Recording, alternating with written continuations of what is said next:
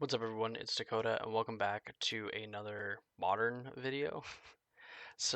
Today I want to talk about Orcish Bowmaster. Last week we talked about the One Ring and the success that it's finding in modern, and honestly the way that players are breaking it and honestly making it one of the best and probably most busted card draw spells that we have seen in any format, honestly. I mean, I know it's a little bit more busted in like Legacy with all the different ways to untap it and tap it and, multiple turns and draw those cards and only take damage like once and stuff like that.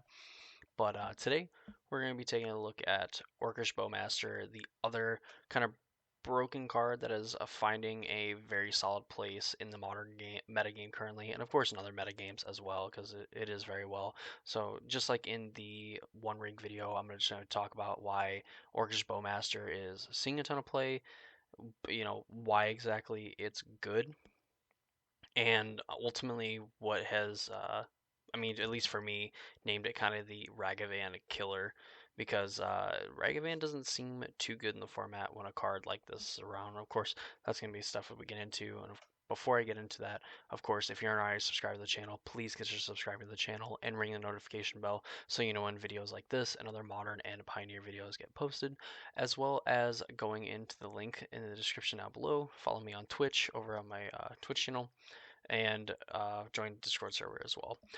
So, Orcish Bowmaster, for the uninitiated, is a 1 generic and 1 black for a 1/1 Orc Archer that has Flash. And when it enters the battlefield or whenever an opponent draws a card, except for the first one they draw in each of their draw steps, Orcish Bowmaster deals 1 damage to any target, then amass 1 Orcs. Already getting into the nitty gritty of this, this card is very, very good against, cards like Dragon Rage Channeler and against early Ragavans. So before, when your opponent would play like a Ragavan on turn one, if you were on the play or whatnot, and you didn't have like a turn one answer to it, but you did have like a Ren 6, you wanted to use your Ren 6 to deal with the Ragavan, to makes total sense. You play like your Ren and Six, ping it, you get rid of their Ragavan. Like, that's still a very good tempo play for you. Great. Your opponent dashes a Ragavan the next turn and, gets in damage, and they make a treasure token, and they kind of get like this mana advantage going where, you're playing a land every turn, and presumably your opponent is getting to kind of hit and run with Ragavan. Bowmaster puts a hard stop to it. If you try to stop like Ragavan with creatures, you're probably going to be very upset because your opponent was going to more than likely have a removal spell for your creature and be able to get in with the Ragavan. You had, one time removal for the Ragavan, great. Like they could just play another Ragavan, they could dash it, and you were forced to leave up mana on your opponent's turn to be able to deal with it, and they were kind of fine with that because a lot of their other threats, over the long term, were a lot more threatening than the short term, boost that Ragavan gives those decks. Orcish Bowmaster comes into play, it's going to shoot that Ragavan. Like it's going to clean it up, kind of like the Round Six does, and it's going to make another 1/1, next to it.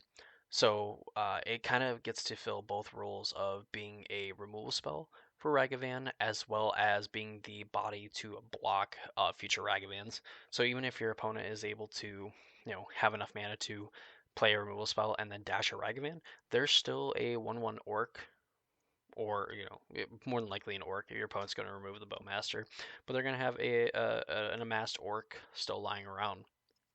It's going to be able to go block that Ragavan, trade them. They essentially traded like two of their, some of their best cards out of their deck for your one bowmaster, you know. And of course, like multiple bowmasters, if you're able to kind of like trigger it, like a lot of the decks that want a cantrip, Orcish Bowmaster can punish them, especially decks that are playing the One Ring and they're getting to draw more and more cards, means that you're amassing a bigger and bigger orc, and of course, dealing more damage with it as well.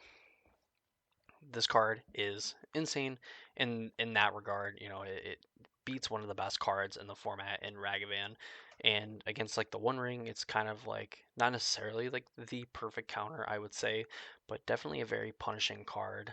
On top of the fact that it makes two creatures for 2 mana, we are now seeing this played pretty heavily in like the Yawgmoth decks and some of the other creature combo decks. So I want to play Court of Calling just for the fact again that it does make two bodies when it comes into play, and the added benefit of just being able to make a creature that is bigger because your opponent is activating the One Ring or casting cantrips and things like that. Just means that eventually you can just turn the corner and attack with a 5/5 or 6/6 creature, and your opponent is going to have to deal with it. And if your opponent just deals with the orc, well then you trigger the bowmaster again, and you get to make another orc, and your opponent just kind of like starts back at square one, where they've spent all these resources to try to get rid of something, and then that resource ends up coming back. Like for you, ends up coming back, and it just kind of puts your opponent back in this hole again of like, okay, like right now it's kind of manageable, but eventually like I'm not going to be able to deal with this, so I need to figure out a way to deal with this and permanently deal with it, which again is fine when you also realize that if your opponent gets rid of like Bowmaster, they still have this 4/4, 5/5, 6/6 token that they have to deal with. And while some of the decks in the format are able to deal with it, we have like Leyline Bindings, we have bigger creatures and like Titan and stuff like that. But really, when like you're attacking your opponent pretty early for huge damage, you're tempoing them out with this card and making like their One Rings a little bit worse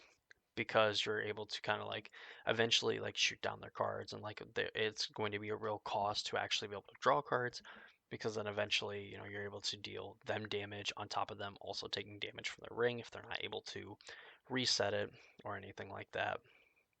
Just this card is super powerful for the format. Just alone in being a card that is very good against Ragavan gives it like basically makes the world its oyster.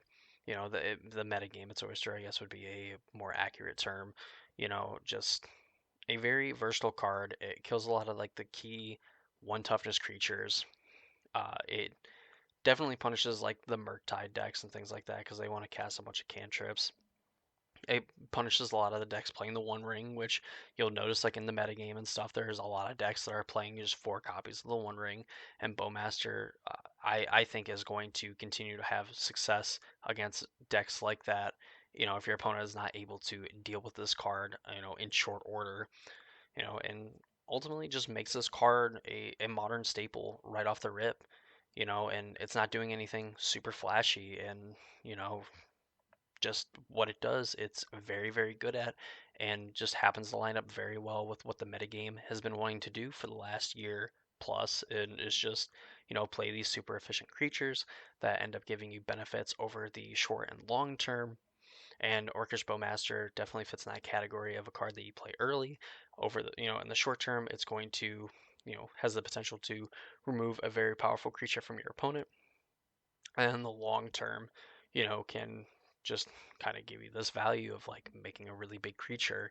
And then, for some of the other decks, kind of like Yawgmoth, gives you more creatures to like convoke a Quarter Calling with, so you can get to your combo sooner. And then like a creature that you can sacrifice and then also end up getting back later if your opponent draws more cards, and so on. I mean, it's opens up a lot of possibilities, and makes playing with like the One Ring and other cards like it not so free, because Bowmasters is a card that kind of has to be on your mind going forward. The ring, the protection, there's nothing you can do with it. Like your opponent is, it's face up on the table. Like your opponent plays it, you're like, all right, well, shucks. Like they have protection this turn, great. Bowmaster can just kind of come out of nowhere. Like obviously you can tell your opponent has mana for it, but like, do they actually have it? Just there's no guessing or anything like that. There's no like, well, they have it. Like, how do I proceed? It's if they do have it, that's very bad for me, and if they don't have it, this situation could work out for me. Whatever. Just kind of like the inner workings and like the deeper theories of like competitive magic and stuff like that. But know that Orcish Bowmaster is probably not a card that you can skip out of. Like if there is a deck list that is playing this card, like you're unfortunately probably gonna have to buy, all the copies for this card, because it is going to be a staple for the modern format as long as these powerful 1 and 2 mana cards that end up having 1 toughness or draw multiple cards, as long as the One Ring's playable, which it seems like all these cards are, they're not going anywhere. for a long, long time, or eventually we'll get power creeped and replaced with other cards that, have one or two toughness and whatnot. Bowmaster's here to stay, it seems like, and I wish I could pick up my copies like ASAP.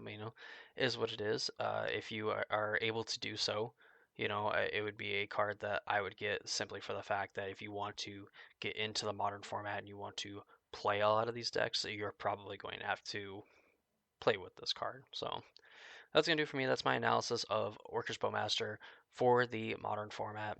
If you enjoyed this video and you want to see more stuff like this, please leave a like on the video. Of course, subscribe and ring the notification bell as well to get notified when videos like this and others get posted. And of course, follow the links down in the description below as well. That's going to do it for me. I hope you all enjoyed, and I hope to see you all in the next video.